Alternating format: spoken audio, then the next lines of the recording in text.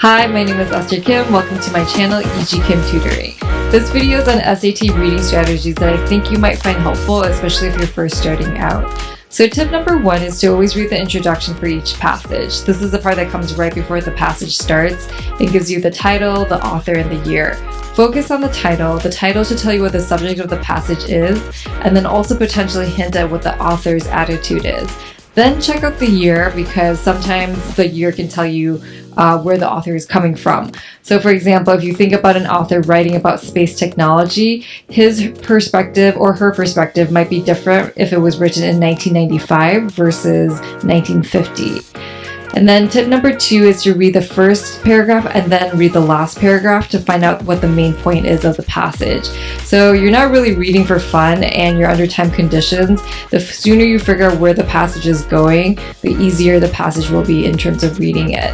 Also at this point, you should be able to figure out the author's attitude just in like basic terms, like is the author positive, negative, or neutral about the passage or the subject of the passage.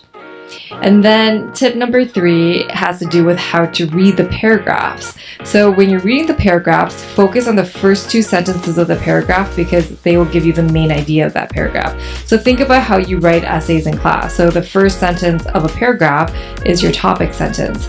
Then sentence number 2 explains what you just introduced. Then the rest of it is just detail sentences. This is the part like if the passage is really boring, you can space out on. And then focus on the last 2 sentences of the paragraph.